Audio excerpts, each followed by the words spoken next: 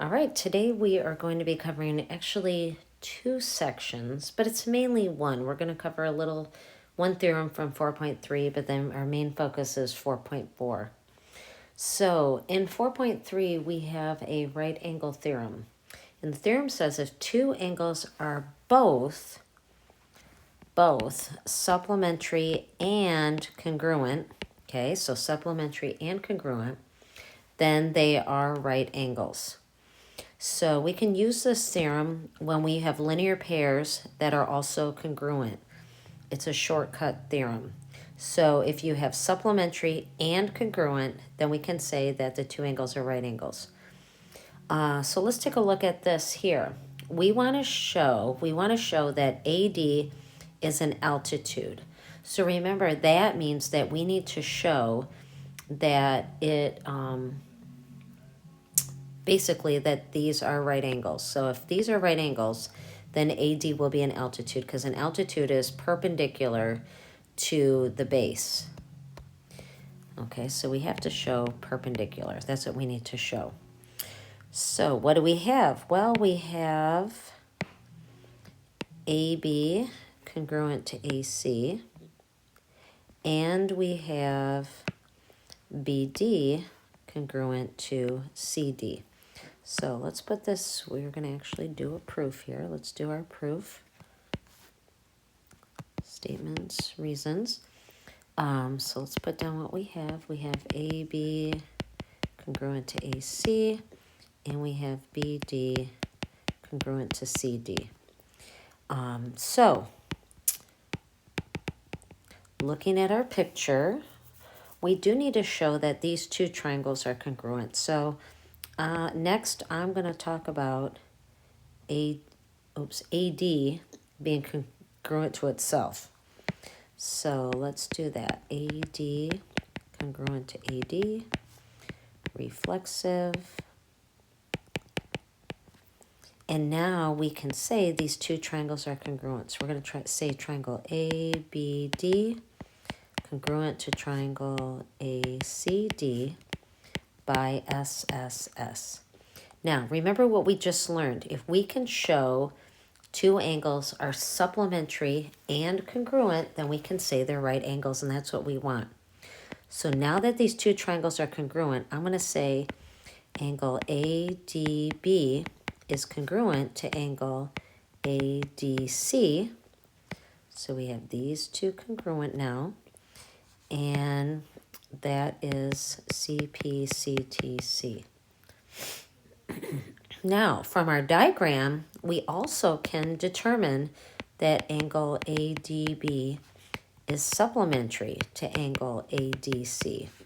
And that's because linear pairs are supplementary. So now, since we showed both, right? We showed both congruent and supplementary. We can say that angles ADB and angle ADC are right angles. Oops. And we can say angles supplementary and congruent are right angles. Okay, so that's our new theorem there. Angles supplementary and congruent are right angles. And then now we can say that AD is an altitude because that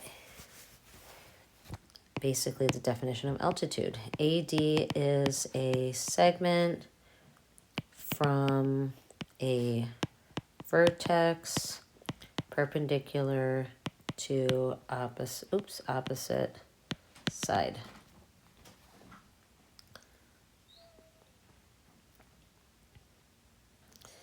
Okay. Now on to section 4.4. The distance between two objects is the length of the shortest path joining them. And a line segment is the shortest path between 2 points. So in other words, if you have 2 points, if you draw a line segment between them, that is the shortest distance. So definition, we had this in a problem in the last section, equidistant. If 2 points P and Q are the same distance from a point X, then X is said to be equidistant from P and Q. So we see this picture over here. P and Q are both equidistant from X. Well, that also means, well, let's just put it this way. Equidistant is equivalent to congruent. Okay, so you can see here, px congruent to xq means that x is equidistant from p and q. So they are interchangeable, basically. So in other words, given one relationship, you can assume the other without saying it. Okay, so if they say, 2 points are equidistant from another point, you know that's the same as saying that those two segments are congruent. All right, next we have perpendicular bisector. The perpendicular bisector of a segment is the line that bisects and is perpendicular to the segment. So on here, well, let's make a little drawing. Let's do a little drawing. So we have this,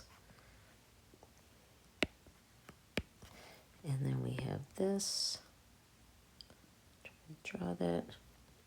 Perpendicular. This is, we'll call this X, Y.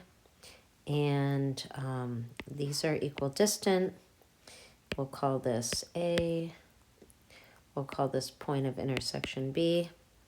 And so we would say line AB is the perpendicular bisector to XY. Now, when we say that, we know a couple things. This tells us that XB is congruent to YB, okay, because that's the bisector part. And it also tells us that we have right angles. That's the bisector part. So the bisector part means we have right angles. The perpendicular part means we have right angles. The bisector part tells us that those two segments are congruent. All right. If 2 points are equidistant from the endpoints of a segment, then the 2 points determine the perpendicular bisector of that segment. So in other words, back on our problem here, its perpendicular bisectors are defined that any point here on the perpendicular bisector is equidistant from the endpoints of that segment. So wherever you draw, well, these are not nice lines. I should have here. I'm going to take those back. Anytime you draw lines to the endpoints from a point on the perpendicular bisector, they will always be congruent. And so that's what this theorem is saying. If 2 points are equidistant from the endpoints of a segment, then the 2 points determine the perpendicular bisector of that segment. So given, what this means is if we're given P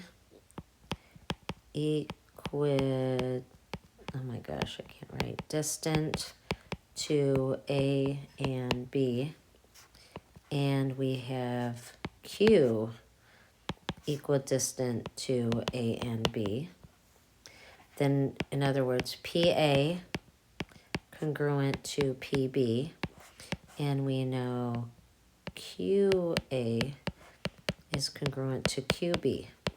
Okay, so if we have that, I'm going to draw these on here. PA, PB, QA, QB. If we have that, then we can conclude, oops, I don't want to do that. Then we can conclude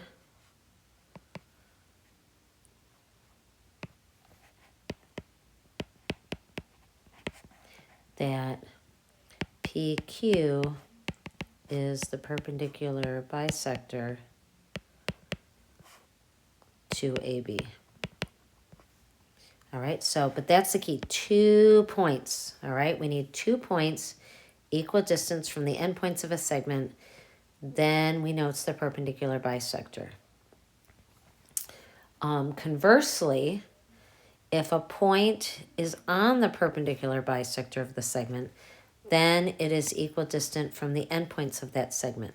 So in other words, if we were given PQ perpendicular bisector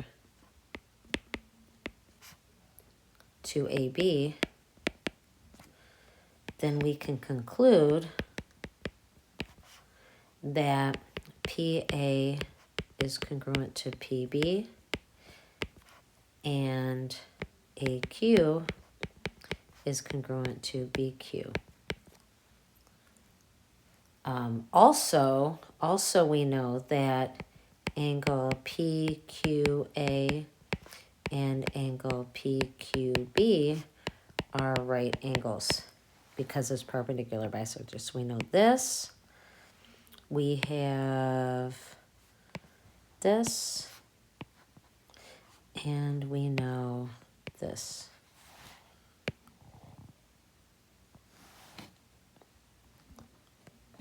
All right, let's put it to work. Let's put it to work in a proof.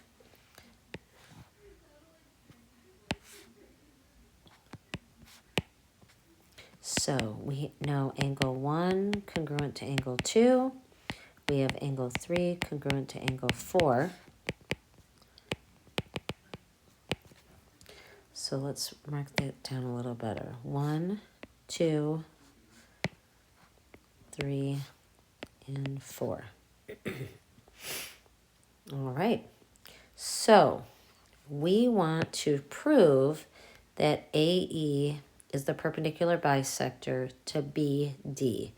So in order to do that, remember up here it said we need 2 points equidistant from endpoints. So, well, let's see. If we have 1 congruent to 2, do you remember this theorem?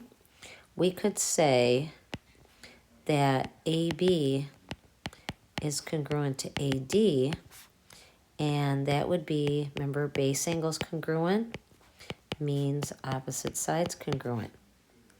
So we can say AB and AD are congruent. And if we look upside down, we could say the same thing about these two because angles 3 and 4 are congruent. So I could actually go back here and say BC congruent to DC, and it's the same reason. Now that we have 2 points equidistant from the endpoints, we can say AE is the perpendicular bisector of BD, and oops, this is still 3, and that's if we have 2 points equidistant from endpoints, then perpendicular bisector. Whoa, this looks like the same thing. Let's see. Oh, but it's different. Well, it's very similar. Let's see. We have AB congruent to AD. And then we have, oh, nope, not that one. Back that up. BC congruent to CD. So let's do this.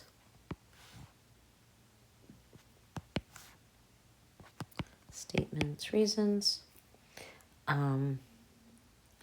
So let's see, we'll put that down. AB congruent to AD and BC congruent to CD, given.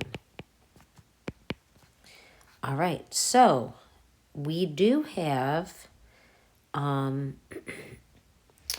2 points equidistant from the endpoints. So we can say right now that try that again. AE is the perpendicular bisector